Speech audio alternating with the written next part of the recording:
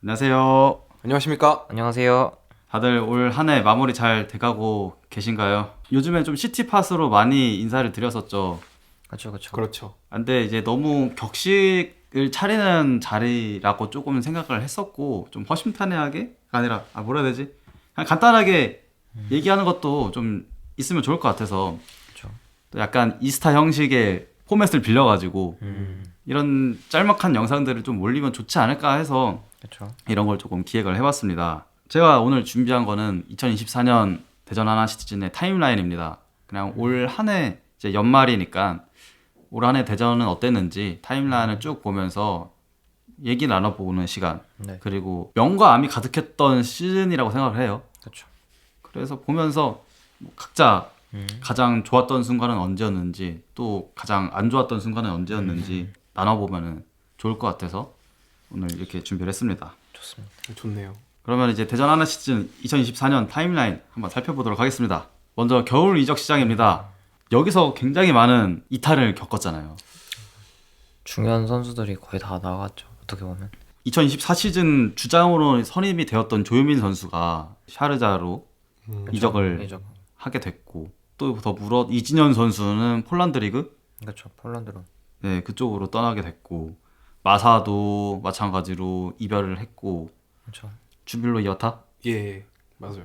티아고 점 땡땡은 전북으로 갔고 우리 핸섬 가이 김영욱 선수 또 이종현 김지훈 선수 이렇게 떠났고 또 군복무로 이탈하는 선수들이 있었어요. 유강현 김민덕 선수 그리고 서영재 선수는 시즌 초반에 그렇죠. 그래 아예 이탈을 했고 이현식 선수는 중간에 이제 이탈을 했잖아요.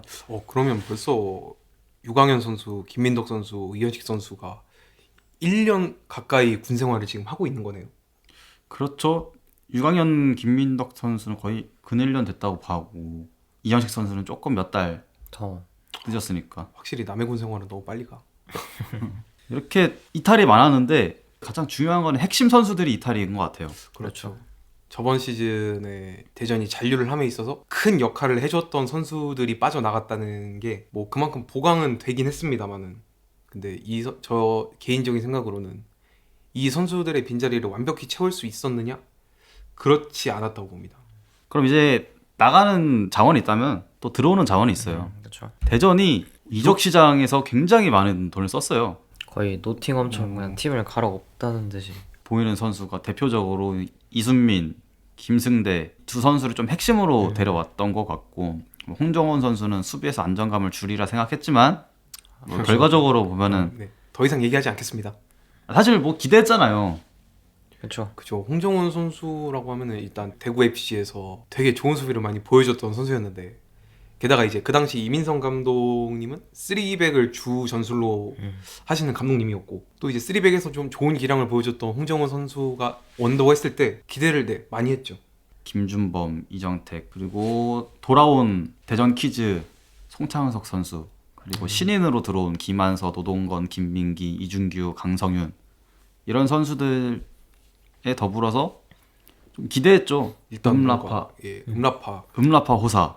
음라파는 저는 약간 김신욱 선수 같은 플레이를 기대를 했는데 쓰임은 비슷했으나 기량이 좀 아쉬웠죠. 근데 아까 토박이랑 이제 낑시비 집에 오면서 얘기를 했던 게 음라파가 사실 본인의 역할은 중급 이상으로 해줬다고 생각을 해요. 근데 워낙 골 빼고는 이제 팬들을 좀 화나게 만드는 모먼트가 한두 가지 있었기 때문에 영향력이 미비했죠 너무. 저평가를 받는 게 맞는데 좀 이제 저평가를 좀 받고 있는 게 아쉽기도 한 그렇죠. 애증의 선수라고 생각을 합니다. 그렇죠. 증 7, 애 3. 꽤 큰데 그럴 정도면.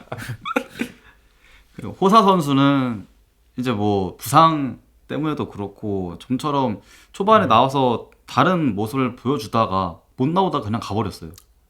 호사는 그래도 대전에서 몇 안 되는 좀 볼 소유가 가능한 선수였기 때문에 좀 기대를 많이 했었는데 또 중국 리그에서 잘했다라고 초반에 얘기를 들었던 것 같거든요. 네. 호사도 아쉽죠.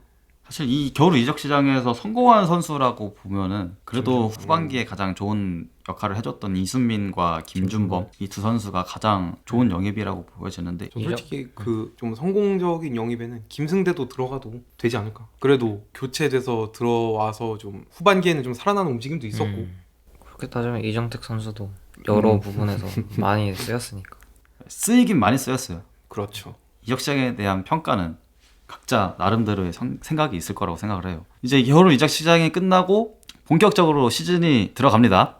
1로빈에서 정말 이민성 감독의 역량을 더 이상 보고 싶지 않다. 그 정도로 극악무도한 저점을 달리던 시간이었어요. 1라운드부터 11라운드까지 총 2승 3무 5패를 달성을 하면서 승점 10점 11위를 기록을 했습니다. 이민성 감독의 역량도 문제긴 문제였지만 부상 악령이 그렇죠. 대단한 영향을 미쳤다. 기대했던 선수들이 이제 한두 경기 뛰고 다 부상으로 알아눕기 시작했고 여기서부터 이제 완전 꼬이기 시작하지 않았을까. 나중 가서는 선수들한테 해줘 했는데 그것도 안 되고 경기력적으로 너무 아쉬운 경기들이 너무 많았어서 1로빈 때는 저는 그 이제 그 친구들은 모두 알고 있을 텐데 저는 계속해서 이민성 감독의 경지를 주장을 해왔었거든요. 2023 시즌에도 초반에 벌어놓은 승점으로 잔류를 한 거지 그 중반 이후에 좀 침체된 팀 분위기를 좀 쉽게 바꾸지는 못하더라고요. 이민성 감독님께서. 그래서 일단 뭐 비록 잔류를 했지만 만약에 대전의 목표가 잔류보다 높은 목표를 향하는 팀이었다면은 좀 이민성 감독님과는 좀 이제 잔류해서 분위기 좋을 때 그때 아름답게 마무리를 하고 새로운 감독 체제로 출발을 해야 된다 그렇게 주장을 했었는데 뭐 일단은 이민성 감독님을 그대로 믿고 가는 판단을 했었고 결과적으로 1로빈에서는 그게 좀 많이 아쉬웠다. 아무튼 이렇게 1로빈 때 굉장히 안 좋은 성적을 보여주다가 이민성 감독과 이제 결별을 하게 됩니다. 그렇죠. 자진 사임으로 이제 나왔는데 K리그는 보통 그런 것 같아요. 경질이라는 표현보다는 그냥 상호 합의하에 해지, 막 자진 사퇴, 막 이런 거를 해주는 게 좀 분위기가 있더라고요. 또 그런 경우도 많다고 하더라고요. 감독은 자진 사임을 원하는데 그 후임을 찾는다는 명목하에 좀만 더 해주세요 하다가 완전히 정해지고 이 원래 기존에 있던 감독이 분위기를 바꾸지 못하면은 그때 이제 자진 사임을 했다. 그러니까 그런 식으로 발표를 하는 게 K리그에서 많다. 그런 얘기를 들었습니다. 지금 이민성 감독이 이제 결별을 하고 이제 기사가 스물스물 퍼지기 시작하죠. 그쵸. 황선홍 재선임에 대해서. 그때 감독 후보로 이제 3분 정도 있었던 것 같은데 2002년 멤버 이제 일단 박항서도 있었고 박항서. 박항서 감독님도 있었고 설기현. 설경도 있었어. 설기현 감독님도 있었고 황선홍 감독 이렇게 딱 전경준 감독님도 있지 않았나요? 정경준 감독. 전남 감독 하시던 분아. 있기는 했는데 거의 2002년 멤버들이 줄을 이뤘었고 황선홍 감독은 그 당시에는 처음에는 안 나왔어요. 아무래도 처음에는 안 나오다가 갑자기 어느 순간 황선홍 감독에 대한 얘기가 네. 스물스물 나오기 시작하고 그때 막 걸개가 걸렸잖아요. 김원택 단장에 대한 2002년 월드컵 멤버들을 왜 자꾸 데려오려고 하냐. 그리고 황선홍에 대한 우려 아닌 시선이 많았으니까 그렇죠. 굉장히 분위기가 험악했고 황선홍 감독이 딱 재선임이 오피셜 딱 났을 때도 분위기가 굉장히 험악했어요. 그렇죠. 거의 다 왜 데리고 왔냐. 황선홍 감독님께서 올림픽 예선을 이제 10회 연속 진출을 하다가 딱 끊기게 됐죠. 그렇죠. 사실 그 역량보다는 이제 황선홍 감독님께서 이제 대전 하나 시즌 초대 감독으로 있으셨는데 그때 마무리가 좀 안 좋았어요. 안 좋아. 맞아. 아름다운 이별이라기보다는 이제 성적 부진과 뭐 그런 거를 이유로 안 좋게 떠나보낸 감독인데 재선임을 한다. 근데 재선임을 했던 이유가 그냥 단지 그냥 대표 이사님께서 그 당시 지원을 많이 못 해드렸기 때문에 미안해서 다시 한번 기회를 주고 싶어서 이런 이유로 선임을 했으니까 당시 팬들은 진짜 여론이 굉장히 안 좋았죠. 황선홍 감독에 대한 인식도 안 좋았고 또 특히 구단주 한명주 구단주에 대한 인식도 안 좋았어요. 그렇죠. 그렇죠. 다 걱정뿐이었죠. 다 그 말씀하셨죠. 한맨 본인이 힘들게 쌓아 올리신 이미지를 함원의 선택으로 다 무너뜨리셨다. 그런 얘기까지 나왔었죠. 당시까지만 해도 대전은 거의 강등을 당한다는 인식이 굉장히 타팀 팬들한테도 강했고 대전 팬들한테도 그쵸. 강했어요. 그렇게 1호빈이 치러집니다. 혼돈의 시기였죠 사실. 그렇죠. 뭐 이민성 감독이 한 경기를 치렀고 그다음 정광석 감독 대행이 몇 경기 치르고 그다음 황선홍이 재선임이 돼서 경기를 치르는 1호빈에서만 새 감독이 지휘를 했기 때문에 선수들로서는 혼동이 올 수밖에 없었던 시기였어요. 어지럽네. 그러다 보니까 굉장히 성적은 더 안 좋아졌어요. 2승 3무 6패. 어, 1호빈에서만 이렇게 성적을 거두고 승점 19점. 사실 9점밖에 못 얻은 거죠. 1호빈 때가 10점이었으니까. 그렇죠. 그렇게 해서 12위까지 추락을 하게 됩니다. 이 정도면 대전은 다이렉트 강등이다. 저 그냥 확실시되는 그때는 거의 강등이 될 것 같은 분위기였죠. 이때는 축구 유튜브 하시는 분들 있잖아요. 네. 이제 그런 분들이 이제 지금 현재 상황에서 K리그 1 누가 강등될 것 같나요 하면은 1순위로 대전이 뽑히던 그런 시기였습니다. 황선홍 감독이 딱 부임하고 나서 초반에 썼던 전술은 이민성 감독과 크게 다를 바 없었어요. 맞아요.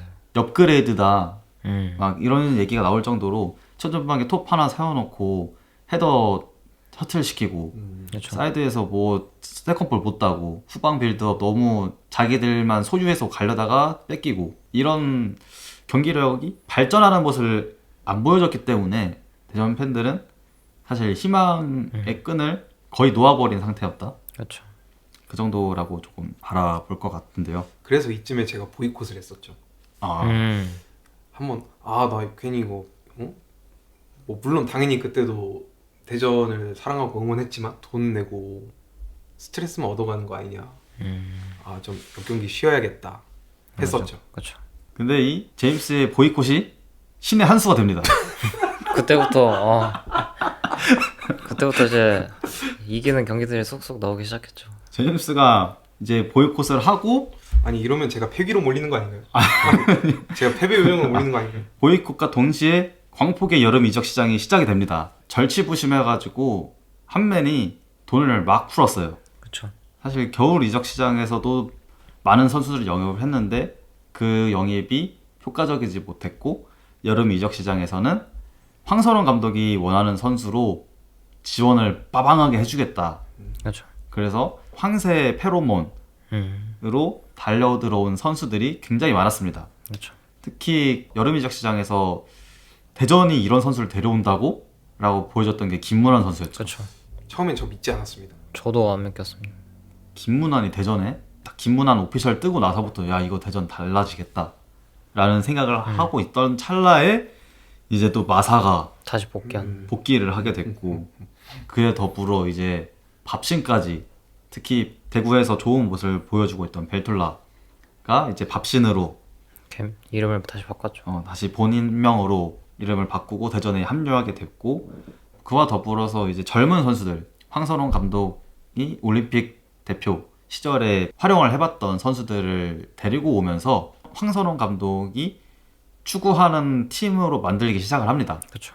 그렇게 치러진 3로빈에서는 실마리를 찾아갔다고 할 수 있을 것 같아요. 4승 4무 3패. 물론 패가 조금 있고 무도 많았던 탓에 많은 승점을 쌓아올리진 못했고 또 저희가 승리할 때 하필이면은 강등권 같이 있는 팀들이 동반 승리하는 경우가 굉장히 많았어요. 맞아요. 그래서 이겨도 올라가질 못해요. 계속 유지였죠. 어떻게 보면. 유지였죠. 그래도 3로빈에서 되게 유의미했다고 볼 수 있는 거는 27라운드 인천전이에요. 맞죠.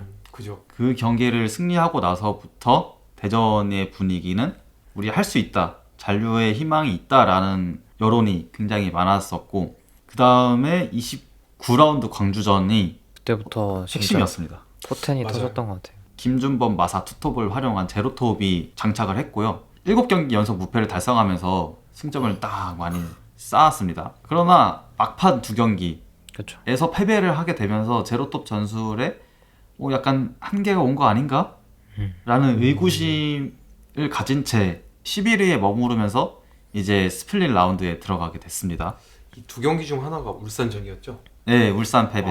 울산은 하나- 자연재해입니다. 하나는 제주. 울산 제주. 그 마지막 제주전 때가 진짜 뭐 아무것도 못하고 졌던 것 네. 같아서. 이제 솔직히 인천전은 약간 이제 뭐 김재호 선수의 엄청난 중거리 골도 있었지만 우리가 했다기보다는 상대의 실수로 인해서 유발된 득점, 구택의 득점. 그렇기 때문에 27라운드는 만족이 안 되는데 29라운드는 그냥 이제 이종효 감독 진짜 지금 K리그에서 제일 가는 전술가 아니겠습니까? 그렇습니다. 그 이종효를 전술로 그냥 완전히 눌러버리고 완승을 거뒀기 때문에 29라운드는 제 개인적인 생각으로는 2024 시즌에 치른 38개의 경기 중에 최고의 경기가 아니었나. 오. 저에게도 있어서 최고의 경기, 이제 대전에 잔류한 데 있어서 최고의 경기. 그 부분은 좀 이따가 또 대전의 최고의 순간에서 정리를 해놓은 게 있어가지고 같이 그죠. 한 번 더 얘기를 나눠보겠습니다. 하이스플릿에 들어갔을 때 대전은 완전히 그렇죠. 바뀌어버렸습니다. 4승 1무를 기록하면서 뭐 잔류를 확정 지었고요. 이 제로톱을 기반으로 한 전술이 완전히 녹아들었어요. 이제 화력이 엄청났다고 보여줄 수 있는데 기록으로 보면 5경기 7골 2실점. 아, 수비력이. 그래도 황선홍 감독이 잘한다고 느껴지는 게 수비진의 안정화이지 않습니까? 그렇죠. 그거를 확실하게 안정을 시켰어요. 그와 더불어서 이제 대전이 시즌 내내 고통받던 게 득점력이 너무 빈약하다. 그런 게 너무 결과로 보여졌었는데 이제 적재적소에 효율적인 득점을 하면서 대전의 승리를 계속 쌓을 수 있었습니다. 특히 첫 경기 전북전에서 김준범 선수의 멀티골로 이제 승리를 했지 않습니까? 아, 맞아요. 그렇죠. 사실 그 경기도 전북한테 일방적으로 밀리는 흐름이었거든요. 근데 이제 전북과 대전 그 당시의 차이점은 대전은 얼마 없는 유효 슈팅으로 2골을 만들어냈는데 전북은 한 골도 못 넣었다. 분위기는 넘어오기 때문에 무조건 기회 있을 때 살렸어야 되는 경기였을 텐데 이제 그게 살리지 못해가지고 저희한테는 득이 됐었죠. 어떻게 보면. 반면 전북은 이제 그 패배 이후로 스플릿에서도 약간 좀 삐걱거리는 모습을 보이게 됐었죠.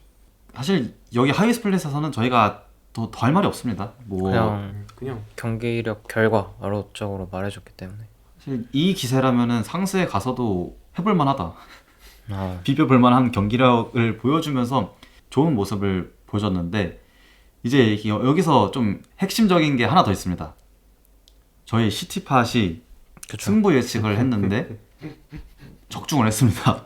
저희가 패가 없다고 했었던 것 같은데 기억으로. 처음에 3경기 예측을 했을 때 2승 1무. 2승 1무는 기록할 거다 했는데 정말 2승 1무를 기록을 했고 사실 그 다음에 2경기는 그 시티팟 2회에서 이제 저희가 또 예측을 했는데 거의 다 승리를 예상을 했어요. 그죠. 이 정도 기세면 우리가 다 잡을 수 있다 했는데 다 잡았어요. 그죠. 거의 뭐 처음에 다 5경기 예측을 했을 때 조금 틀린 부분도 있고 그런 거는 있었지만 어느 정도 한 90% 이상의 적중률을 우리가 그쵸. 기록하지 않았나. 이렇게 잘할 줄 몰라요, 솔직히 말해서. 이렇게 하위 스플릿을 거치게 되면서 대전은 잔류를 확정짓고 한 시즌을 잘 마무리하게 됐습니다. 그렇다면 이제 최악의 순간과 최고의 순간을 조금 뽑아보면 어떨까 싶은데요. 각자가 생각하는 순간들이 있을 거 아니에요. 이제 제가 생각하는 순간을 조금 이제 말씀드리면 부상이 가장 안 좋지 않았나 싶어요. 자, 부상자 명단을 좀 나열을 해보면 구택, 김준범, 이순민, 강윤성, 김인균, 아론, 호사, 임덕근, 이준규, 박진성, 레안드로, 추세종, 신상은 진짜. 사실 주전 멤버예요 다. 직전감이죠. 그쵸. 즉시 전력감. 직전감 멤버들이 계속해서 돌아가면서 이탈이 생기면서 선수 구성에 어려움을 겪었던 게 가장 안 좋았던 순간이지 않았나 싶거든요. 뭐 이게 이어져서 이민성 감독의 경제에도 혁혁한 공을 좀 세웠던 것 같고 황선홍 감독이 부임해서도 선수 구성하는데도 어려웠었고 그래서 영입을 많이 했었고 그쵸. 뭐 이런 게 가장 안 좋았던 순간이라고 생각을 했는데 뭐 각자 어떻게 좀 안 좋았던 순간을 또 뽑아볼 수 있을까요? 조유민의 갑작스러운 이탈. 이제 아무래도 이제 조유민 선수 하면은 이제 이민성 감독의 페르소나처럼 여겨지던 선수 아니겠습니까? 맞죠. 좀 이제 시즌 개막이 얼마 안 남은 시점에서 이적을 한 걸로 알고 있거든요. 맞아요. 이민성 감독님도 추구하던 바가 있을 테고 그쵸. 그리고 그 추구하는 바 안에서 조유민 선수가 해줘야 했을 역할이 분명히 있었을 텐데 근데 이제 조유민 선수의 갑작스러운 이탈로 인해서 사실 이민성 감독 그냥 출발부터 꼬였다고 보는 게 맞지 않을까. 거기서 이제 또 다른 실마리랑 해답을 찾지 못해가지고 좀 안 좋은 성적을 거두고 그렇게 해서 경질까지 당하는 그런 엔딩의 트리거가 조유민 선수의 갑작스러운 이적이 아니었을까.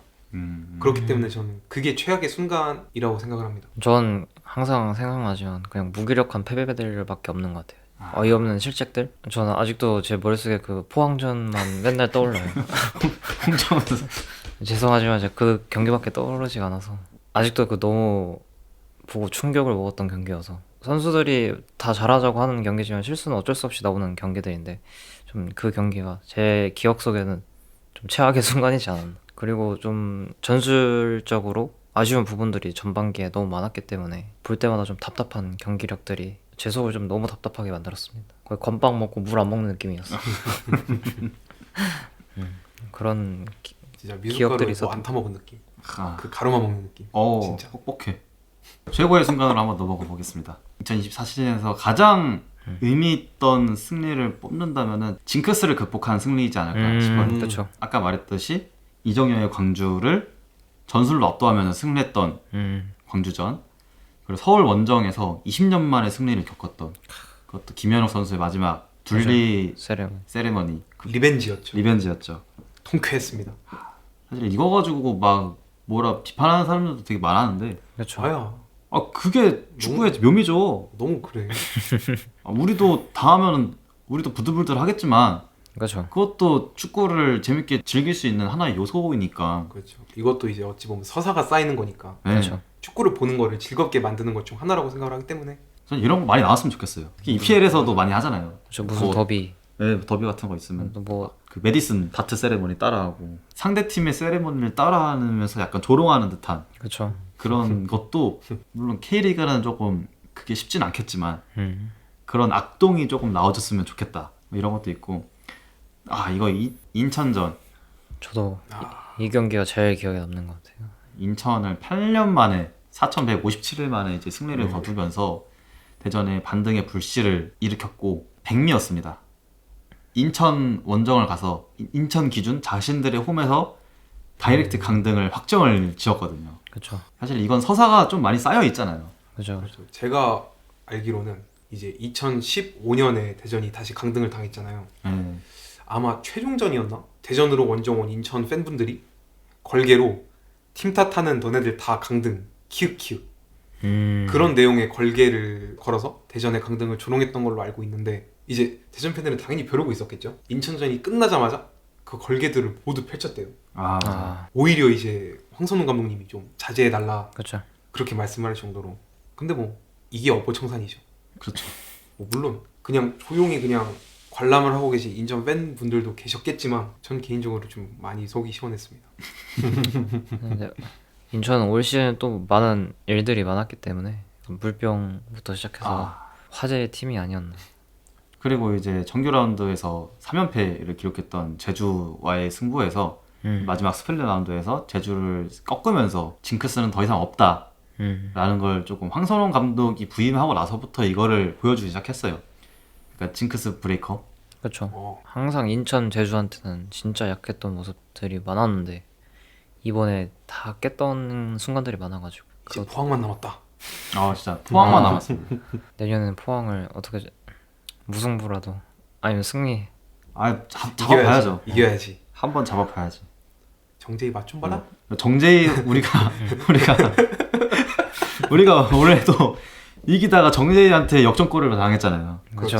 그거를 느껴봤으니까 포항도 한번 느껴봤으면 좋겠다. 또 의미가 있잖아요. 황선홍 감독도 포항에서 감독을 하던 시절도 있었으니까 아주 이긴다면 스토리적으로도 좋지 않을까. 결승골을 또 정재희 선수가 넣는다? 그것 또한 또 얘기가 또 달라지기 때문에. 거기서 또 세레머니를 한다. 그러면 이제 난리 나죠, 난리 나. 각자 이렇게 뭐 최악의 순간 그리고 최고의 순간도 한번 돌이켜 봤는데요. 이걸 시청해주시는 여러분들은 어떤 순간에 가장 좋았고 또 어떤 순간이 가장 안 좋았는지 각자의 의견을 댓글로 또 남겨주시면 재밌게 볼 것 같습니다. 댓글 많이 달아주세요. 요즘 죄수가 안 나와가지고. 이렇게 2024 시즌 대전 하나시티즌의 타임라인을 조금 살펴보면서 얘기를 나눠봤습니다. 2024년을 뭐 자양분 삼아서 2025년에는 더욱더 좋은 성적을 보여주길 바라면서 아마 이 영상이 2024년에 올리는 가장 마지막 영상이지 않을까 싶어요. 2025년에는 여러분들도 대전 하나시티즌도 더욱더 발전하는 한 해가 되길 바라면서 다들 한 해 수고 많으셨습니다. 고생하셨습니다. 새해 복 많이 받으세요. 새해 복 많이 받으세요.